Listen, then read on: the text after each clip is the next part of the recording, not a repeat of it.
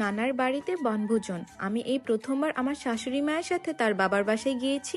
আর যেহেতু এবার সবাই একসাথে গিয়েছিলাম, আমার শ্বশুর শাশুড়ি ননদ ইভেন কাজিনরাও ছিল, সবাই অনেক বেশি এনজয় করেছি এবং পিকনিকও খেলেছি। সো আজকের ভিডিওতে সেটাই শেয়ার করব।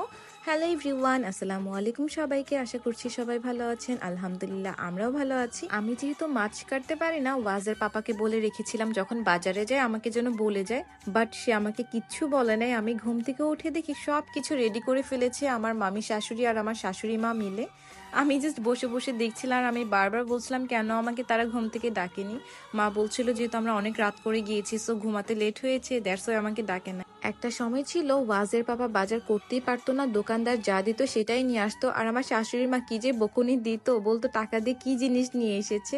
আর এখন মাশাল্লাহ সে অনেক ভালো বাজার করতে পারে। মেনলি ওয়াজিহা হওয়ার পর থেকেই সে খুব বেশি ম্যাচিওর হয়ে গিয়েছে এবং খুব ভালো জিনিস কিনতে পারে। আর এখানে ওয়াজি আর তার পাপা বসে বসে চিংড়ি মাছগুলো দেখছিল, আর আমি এখানে ওয়াজিকে সবজিগুলো দেখাচ্ছিলাম কোনটা কি সবজি, নামগুলো শেখাচ্ছিলাম ওয়াজিয়াকে। ওয়াজে তো অনেক বেশি এক্সাইটেড, গ্রামে এসে সে প্রত্যেকটা জিনিস অনেক বেশি এনজয় করেছে। আর এখানে আমাকে এই ফ্লাওয়ারটা দিচ্ছিল, বলছিল এই যে মাম্মা কলিফ্লাওয়ার। গ্রামে এসেছি বারবিকিউ করব না, এটা কি হয়? সো এখানে মশলাগুলো রেডি করা হচ্ছে। আর আজকের বারবিকিউর শেফ হচ্ছে আমাদের মেহেদি ভাইয়া, ওয়াজিয়ার পাপার মামাতো ভাই আর ওয়াজের খুব ভালো বন্ধু। আর ভাইয়াকে হেল্প করছে আমাদের ছোট ওয়াজিহা। আমার তো মনে হচ্ছে তার কাজ আরো বেশি বাড়াচ্ছে। ওয়াজি অনেক বেশি গল্প করছিল ভাইয়ার সাথে। বারবিকিউর মশলাগুলো রেডি, আমি আর ওয়াজিহা আরেকটু নেড়ে চেড়ে দিচ্ছিলাম। নাড়তে আমার অনেক বেশি ভালো লাগে।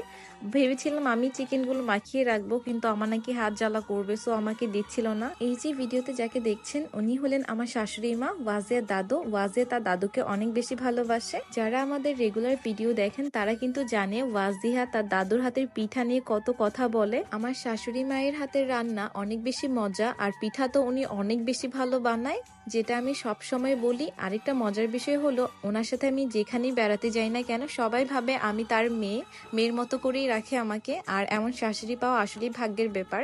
মা প্রথমেই তেলাপিয়া মাছটাকে ভালোভাবে ম্যারিনেট করে নিচ্ছে, আর এই মাছটা অনেক বড় ছিল, বারবিকিউর জন্য একদম পারফেক্ট। মাছটাকে ম্যারিনেট করার পর মা এখানে চিকেনগুলোকে খুব ভালোভাবে মশলার সাথে মিশিয়ে নিচ্ছে। ফাইনালি চিকেনগুলোকেও খুব ভালোভাবে ম্যারিনেট করা হয়ে গিয়েছে। এই সবগুলো কাজ শেষ করে আমরা চলে গিয়েছিলাম ডাব পাড়তে। ওয়াজের পাপা নাকি ডাব পেড়ে আমাকে খাওয়াবে। সো দেখেন তার কি অবস্থা, সে গাছে উঠতে পারতেছে না কিন্তু আমাকে নাকি ডাব পেড়ে খাওয়াবে। সো যাই হোক, জিহাদুল গাছে উঠে গিয়েছে, ও আমাদেরকে ডাব পেড়ে খাওয়াবে। আর ও হচ্ছে ওয়াজের পাপার মামাতো ভাই। এটা কোনো কথা বলেন তো? ক্যাচ ধরতে পারবে না তাহলে কেন ধরতে গেল? ডাবের সবটুকু পানি পড়ে গেল। আহারে, ওয়াজিহা খুব অবাক হয়ে দেখছিল পাপা এটা কি করলো। পাপা তো প্রথম থেকেই ক্যাচ ধরছিল, তাহলে এটা কিভাবে মিস করলো? আহারে, এটা মিস হয়ে গেল। ডাব পাড়া শেষে বাসা যাওয়ার পথে আমি আমার গাড়িটাকে দেখতে পেলাম। আহারে, কি অবস্থা হয়ে আছে। আর এই প্রথমবার খোলা আকাশের নিচে ছিল গাড়িটা। যেহেতু গ্রামের রাস্তা, সো একটু খারাপ ছিল, রাস্তার কাজ চলছে, যার জন্য বাসার সামনে পার্কিং করতে পারিনি। গ্রামে ঘোরাঘুরির পর ডাবগুলোকে নিয়ে বাসায় চলে এসেছিলাম, কারণ সবাই শেয়ার করে খাবো। আর আমাদের ছোট্ট ওয়াজে ডাবের পানি খেতে অনেক বেশি পছন্দ করে। মাশাআল্লাহ, আমার জান বাচ্চাটা। আমাদের বারবিকিউ শুরু হয়ে গিয়েছে। সো আজকের ভিডিওটি কেমন হয়েছে অবশ্যই কমেন্টস করে জানাবেন। সো আজকের ভিডিওটি এ পর্যন্তই। সবাই অনেক অনেক ভালো থাকবেন আর অবশ্যই আমার ওয়াজিয়া মামুনের জন্য দোয়া করবেন। আল্লাহ হাফেজ।